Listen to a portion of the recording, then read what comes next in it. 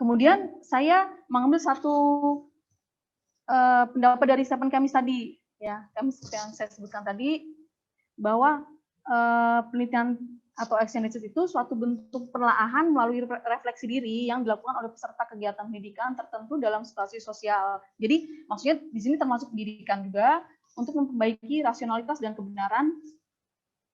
Kemudian seperti praktek sosial ya dalam kegiatan pendidikan, pemahaman terhadap praktek atau kegiatan pendidikan, dan situasi tempat praktek kegiatan pendidikan tersebut dilaksanakan. Nah, maksudnya Stephen Kamis ini dia berangkat dari masalah sosial. Nah, saya mencoba menerapkannya di sini dalam bidang pendidikan. Nah, tujuan refleksi dalam pembelajaran itu yang pertama adalah untuk mengetahui minat siswa pembelajar dalam mengikuti pembelajaran. Lalu untuk mengetahui tingkat keberhasilan, strategi, model, metode, pendekatan dan teknik pembelajaran yang diterapkan oleh guru. Apakah itu sudah pas, sudah sesuai? Lalu untuk mengetahui keinginan dan kebutuhan peserta didik secara terperinci sehingga guru dapat merancang pembelajaran yang lebih baik di pertemuan berikutnya. Nah, kita sesuaikan misalnya metode dan teknik apa yang kita pilih dalam pembelajaran kita. Lalu untuk mengidentifikasi kekurangan atau kelemahan guru dalam penyajian materi dan penguasaan di kelas. Ya. Kemudian masih manfaat refleksi bagi peserta didik ini bermanfaat sebagai ruang lingkup ekspresi positif terhadap guru dan proses pembelajaran yang dialaminya. Jadi kita lihat apakah peserta didik bisa menikmati pembelajaran yang kita sajikan, lalu bagi guru sendiri apakah bermanfaat sebagai ajang pengamatan tindakan kelas dalam rangka memetakan karakter dan daya saing peserta didik maksudnya siswa, sehingga mudah dalam menentukan penyelenggaraan pengajaran, menentukan cara dan metode pengajaran serta melakukan evaluasi. Mungkin ini sudah sedikit dibahas tadi di sesi awal. Lalu ini juga sudah disajikan tadi siklus penelitian tindakan kelas. Yang ini saya sajikan dari Cambridge dan McTaggart. Dari rencana awal yang kita akan sajikan ke siswa, kemudian kita lakukan tindakan yang pelaksanaan, lalu kita refleksi, kemudian apakah sudah berhasil, kita kalau belum berhasil kita revisi lagi, kemudian mengadakan pelaksanaan tindakan kelas, lalu kita refleksi lagi, begitu selanjutnya Ibu ya, sampai Bapak sampai selanjutnya kita mendapatkan mungkin slide PPT-nya bisa jelas terlihat. Oke. Ya. Jadi tadi sudah dijelaskan juga kita melaksanakan tindakan kelas itu sampai siklus ke berapa kita bisa laksanakan. Tadi minimal di 2 siklus dan maksimalnya di 5 siklus. Nah, tadi saya sesuai dengan pembahasan awal ya. Jadi saya akan membahas sistematika penyusunan laporan penelitian tindakan kelas yang dilakukan Bapak dan Ibu guru. Nah, di awal kita perhatikan di bagian awal, ini susunan keseluruhan dulu ya Bu ya, Bapak dan Ibu guru. Bagian awal, bagian isi terdiri dari pendahuluan, kajian pustaka, metode penelitian, hasil penelitian dan pembahasan, kesimpulan dan saran, lalu di bagian penutup.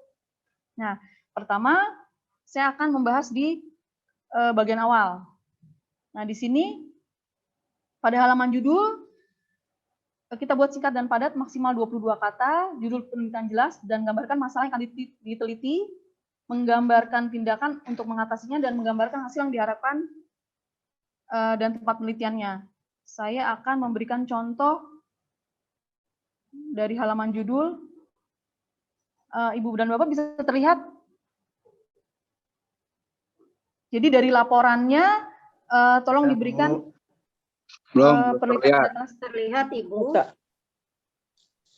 Sudah Bun. Contohnya sudah belum. Sudah Bun. Contohnya gimana? Contohnya belum. Ya, sekarang bagaimana? Ya, sudah Bu. Sudah ya. Oke. Ini yang bikin saya nervous Bu, gugup, jadi takut gak keluar. Contoh-contohnya, ya laporan penelitian tindakan kelas, lalu berikan judulnya Bu. Di sini kebetulan saya memberikan contoh seorang guru yang mengajar di bidang matematika, jadi penerapan metode pemecahan masalah, problem solving, untuk meningkatkan hasil belajar siswa dalam pembelajaran matematika di kelas. Ya, ini contoh saja Ibu ya, dengan tahun pelajarannya tolong diberikan. Nah, lalu berikan nama, NIP dan NUPTK, lalu berikan jawatan tempat-tempat ibu dan bapak melakukan penelitian tindakan kelas ya Bu ya, maaf. Di sini ada bapak tersebut, bapak ini mengadakan penelitian di KKG Gugus 3 kecamatan kabupatennya, saya kosongkan, lalu tahun pelaksanaannya. Nah, berikutnya, ya, saya kembali ke mati. Ini sudah jelas ya Bu ya. Jaringannya jelek. Mandi mau bau.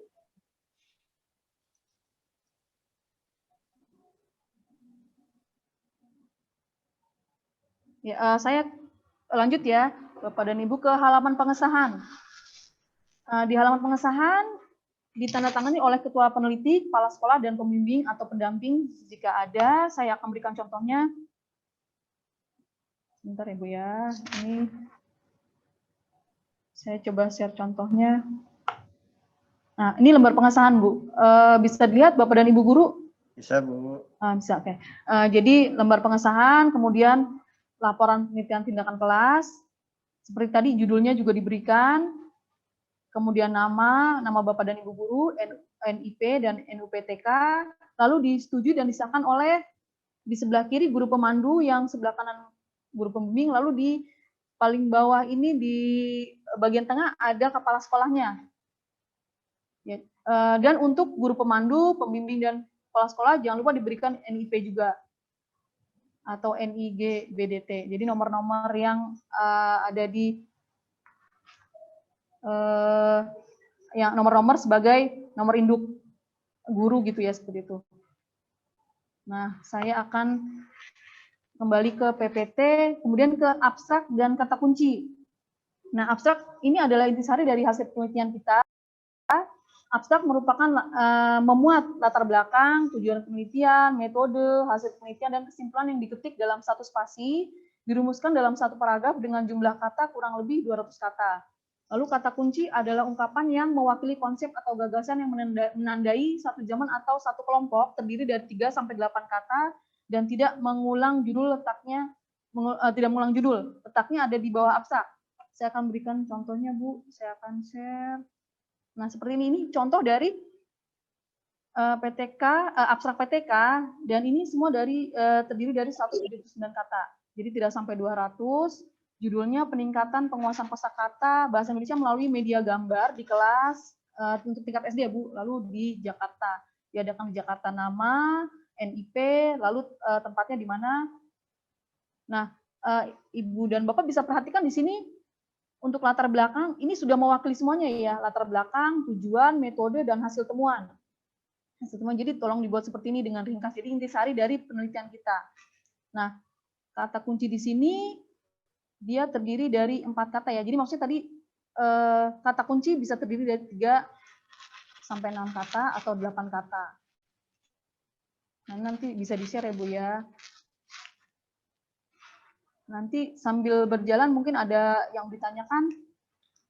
Saya akan kembali ke PPT, lalu ke kata pengantar. Kata pengantar menjelaskan tentang mengapa masalah PTK diangkat sebagai bahan penelitian.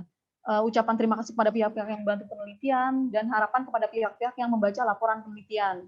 Mungkin ini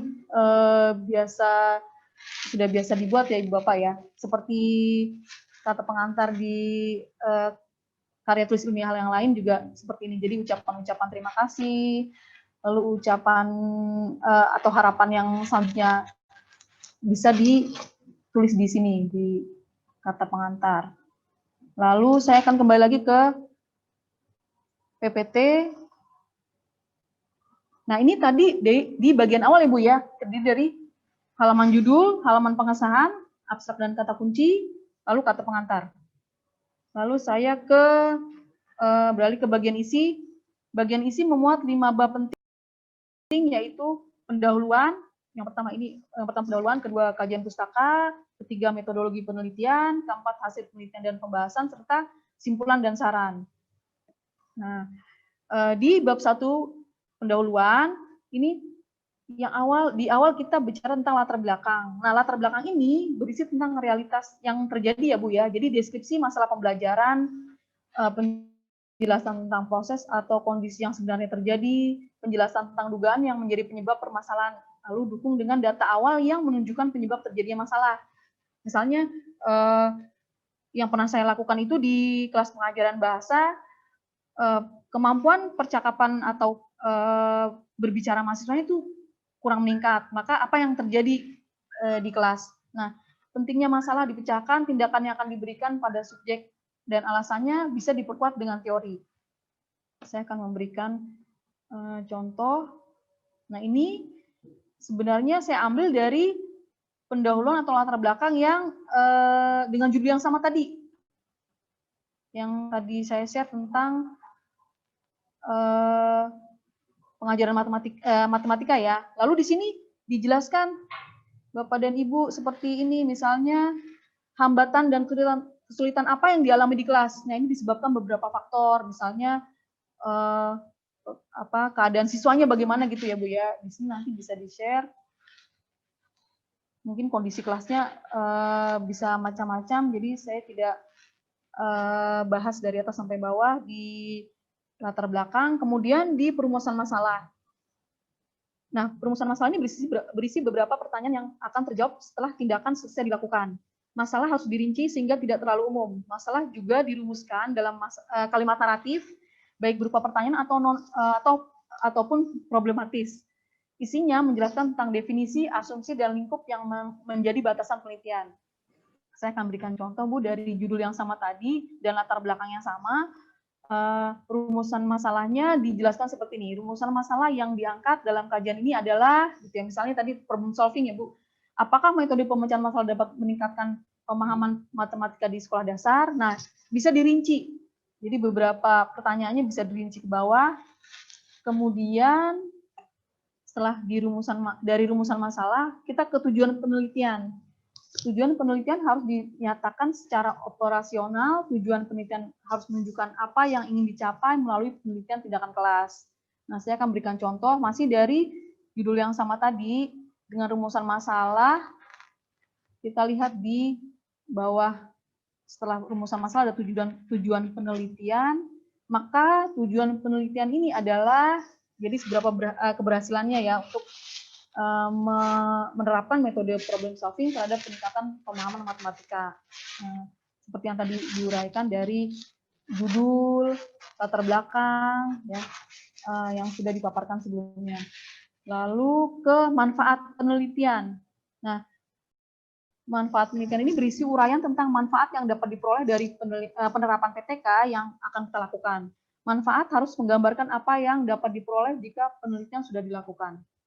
Nah, saya akan share seperti ini. Misalnya manfaat penelitiannya secara teoritis juga kita jelaskan, lalu secara praktisnya bagaimana.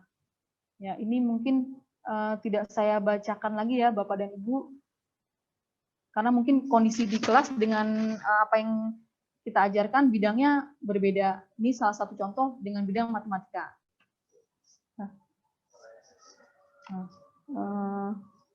Coba saya perbesar lagi suara saya ya, bisa dengar.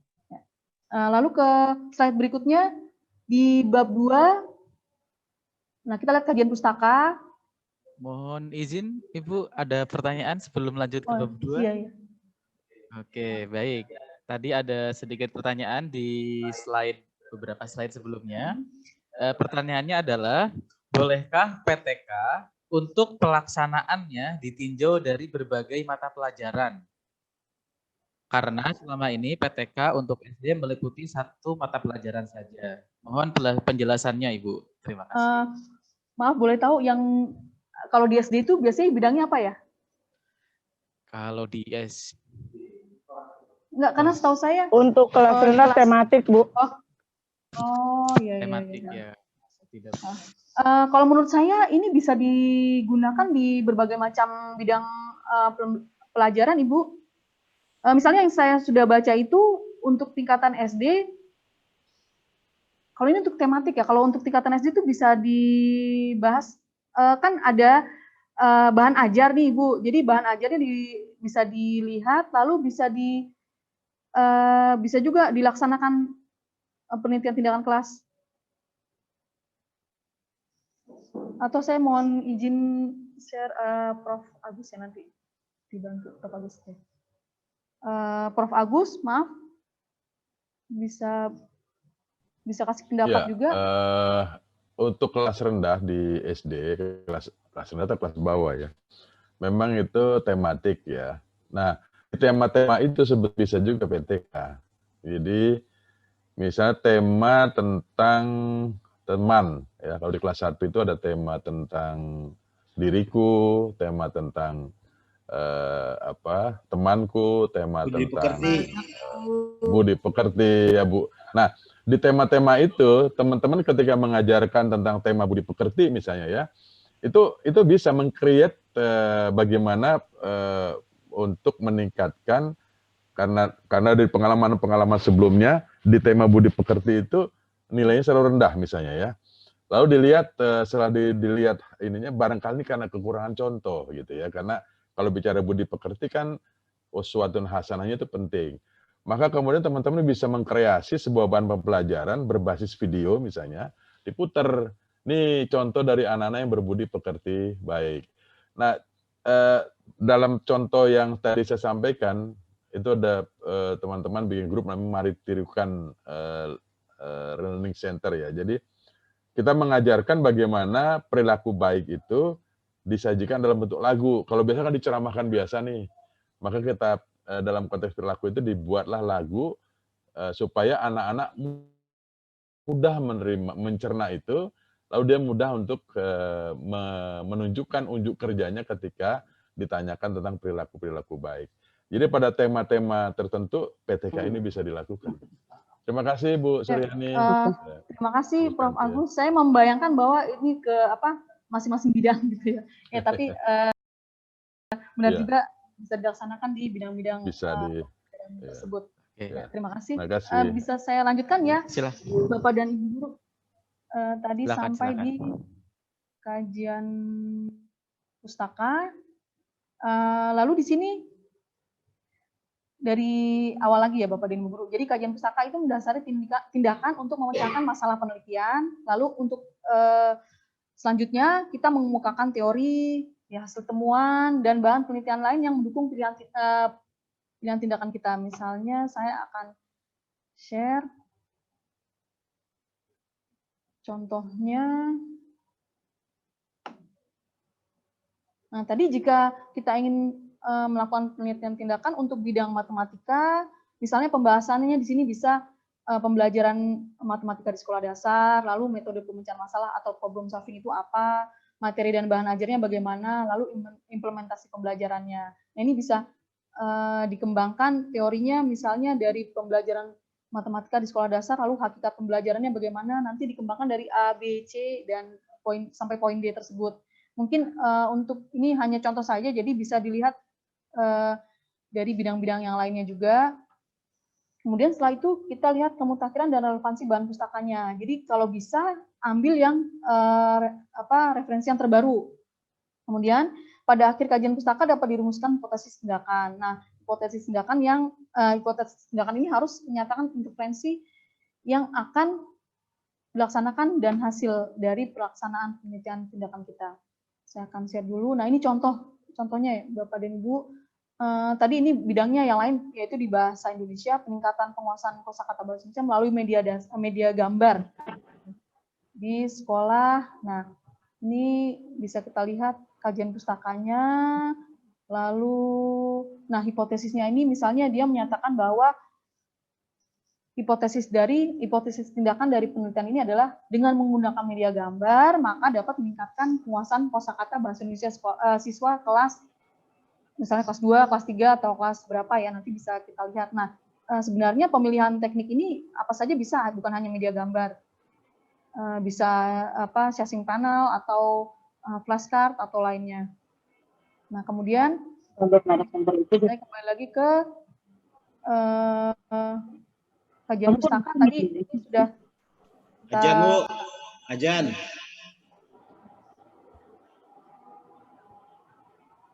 Ajan. Udah keluar dulu tuh sama Kita dengarkan azan dulu ya Bu ya.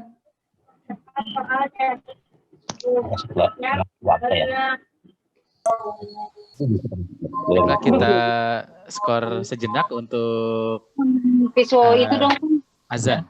pisau yang kecil. Hitam.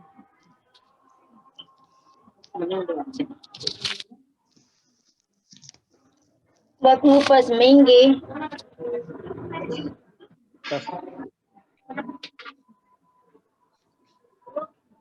Di situ, Pak. Di situ. Oh.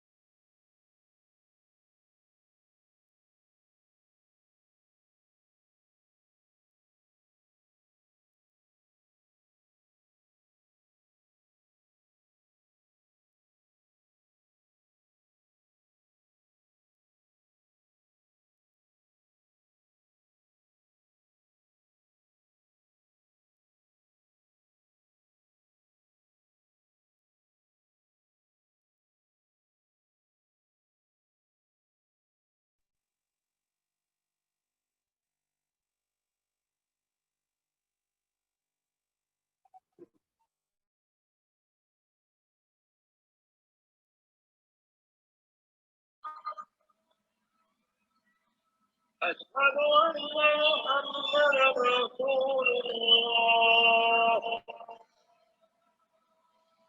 حي على الصلاة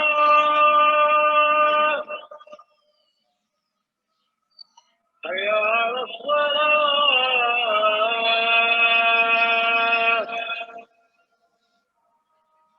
حي على الفلاح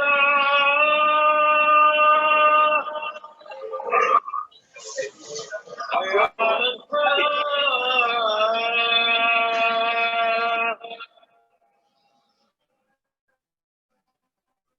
الله أكبر الله أكبر لا إله إلا الله.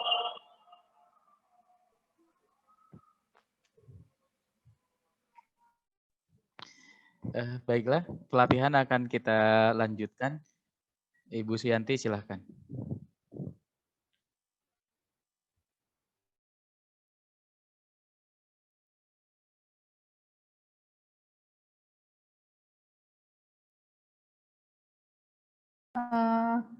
Bisa dengar suara saya ya? Bisa Bu, bisa, jelas sekali. Jelas sekali, Bu. Lalu mengenai, bisa lanjutkan Bapak dan Ibu, mengenai pelaksanaan yang selanjutnya kita lakukan adalah perencanaan. Dan di sini mungkin tadi sedikit dibahas di sesi pertama, perencanaan pada pelaksanaan ini kita mendiskusikan masalah yang dihadapi guru dalam proses pembelajaran dan upaya pemecahan masalahnya. Lalu menyusun rancangan tindakan yang menjelaskan apa, mengapa, kapan, di mana, oleh siapa, dan bagaimana tindakan akan dilakukan. Lalu menentukan fokus peristiwa yang perlu diamati, membuat instrumen, membuat rancangan tindakan, dan cara menguji hipotesis. Lalu misalnya di sini, di nomor 2, mengapa harus dilaksanakan penelitian tindakan, misalnya masih kurangnya pembelajaran di proses dalam kelas, ya, di mana dilaksanakan misalnya bahasa, matematika, atau IPS, atau yang lainnya. Lalu instrumen sendiri, misalnya kalau yang sudah dilaksanakan, saya waktu itu meneliti dalam bidang bahasa, maka instrumennya dibuat sesuai dengan penilaian-penilaian dalam bidang tersebut. Misalnya kalau meneliti tentang cara berbicara atau peningkatan proses berbicara, itu menggunakan instrumen evaluasinya bagaimana. Kemudian di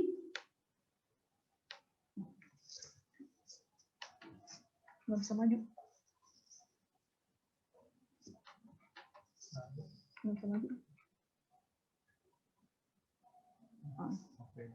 Ya, di pelaksanaan Bu, yang pertama adalah implementasi semua rencana yang sudah dibuat. Jadi kita tadi mau menggunakan metodenya apa? Problem solving atau menggunakan teknik dengan pengajaran dengan media gambar, dengan role play, atau yang lainnya. Penjelasan langkah-langkah kegiatan yang akan dilaksanakan, misalnya dalam satu siklus itu bisa beberapa pertemuan. Pertemuan pertama apa yang akan dilakukan, pertemuan kedua bagaimana, pertemuan ketiganya bagaimana. Nah, ini catat juga di catatan lapangan. Nah, kemudian kegiatan yang akan dilakukan oleh guru, kegiatan yang dilakukan oleh peserta didik bagaimana, misalnya gurunya bersama peserta didik membentuk bangku misalnya seperti huruf U atau membuat lingkaran. Jadi bagaimana proses pengajaran di kelas juga dicatat. Nah, dalam langkah observasi atau pengamatan, kita menentukan waktu pengamatan, menentukan pelaku pengamatan, menyesuaikan pengamatan dengan instrumen, kemudian menentukan sumber data, menentukan teknik pengumpulan data, serta analisa data. Nah, lalu pada refleksi, kita mengkaji secara menyeluruh tindakan yang telah dilakukan. Nah, kita lihat di sini apa hasilnya, melakukan evaluasi untuk penyempurnaan siklus berikutnya, mencakup analisis, sintesis, dan penilaian terhadap hasil pengamatan dan tes. Jadi apa yang sudah kita lihat hasilnya, bagaimana kita harus melakukan selanjutnya, lalu sumber datanya bisa sumber data primer dan sekunder, teknik pengumpulan datanya itu bisa berupa angket, observasi, dokumentasi, atau studi pustaka. Nah, indikator kinerjanya merupakan uraian indikator keberhasilan penelitian, apakah sudah berhasil atau belum. Nah, ini mungkin bisa dilihat berapa siklus yang sudah dijalani. Kemudian tadi sudah kita lihat bab 3, kemudian ke bab 4 hasil penelitian dan pembahasan. Nah, pada hasil penelitian kita lihat siklus yang pertama bagaimana hasilnya, siklus 2 bagaimana hasilnya dari tindakan siklus, hasil observasi siswanya bagaimana, peserta didiknya, lalu hasil observasi pengelolaan pembelajarannya, hasil tesnya juga bagaimana. Nah, ini kita lihat, kemudian kita refleksi. Misalnya ini contohnya sampai siklus kedua. Nah, pada bagian pembahasan, kita lakukan deskripsi tindakan kita, lalu deskripsikan juga aktivitas peserta didik, bagaimana kondisi siswa. Deskripsikan pengelolaan pembelajaran, apakah metode yang kita berikan sudah berhasil. Deskripsikan juga penguasaan materi. Jadi di sini bisa diuraikan hasil penelitian ditulis lengkap sesuai data pengamatan. Misalnya berikan juga tabel, diagram, dan grafik untuk penyajian data. Misalnya seberapa besar keberhasilan kita bisa dilihat dari jumlah atau angka-angka di tabel, diagram, dan grafik. Nah, pada pembahasan ini menyajikan uraian setiap siklus sesuai data lengkap sebagai akibat dan hasil tindakan yang telah dilakukan. Lalu tunjukkan adanya perbedaan antara tindakan pembelajaran yang telah dilakukan secara inovatif dengan pembelajaran yang biasa dijalankan tanpa inovasi atau yang sering dilakukan selama ini. Misalnya sebelumnya tidak menggunakan media gambar. Lalu setelah kita adakan PTK dengan media gambar, apakah siklus pertama dan siklus kedua dan siklus selanjutnya itu ada peningkatan atau ada perkembangan yang lain, kondisinya juga perlu dijelaskan. Lalu pada refleksi berisi penjelasan tentang aspek keberhasilan. Kita gambarkan melalui grafik, dan kelemahan juga kekurangan yang terjadi sama tindakan pembelajaran juga kita uraikan situ. Lalu kemukakan adanya perubahan atau kemajuan yang terjadi pada peserta didik selama proses pelaksanaan berlangsung. Kemukakan hasil dari keseluruhan siklus ke dalam ringkasan untuk bahan dasar analisis dan pembahasan. Nah, kemudian kita ke bab 4 simpulan dan saran. Ini Bapak dan Ibu, kita sampai di simpulan dan saran. Pada simpulan, ini memuat jawaban atas pertanyaan penelitian dalam rumusan masalah. Jawaban tidak saja berupa hasil, akan tetapi berisi juga produk dan proses. Lalu, saran diperlukan jika hasil penelitian menyangkut pendukung bagian lain sekolah atau menyangkut sistem yang lebih luas dari sekadar kelas, misalnya menghendaki peningkatan keterampilan mengajar guru. Juga jangan memberikan saran tentang perlunya PTK diteruskan atau diperluas karena hal tersebut kurang relevan. Misalnya, kalau ingin melakukan PTK lagi itu gunakan metode yang lain atau teknik yang lain. Saya akan share contohnya. Nah, ini bagian kesimpulan dan syarat.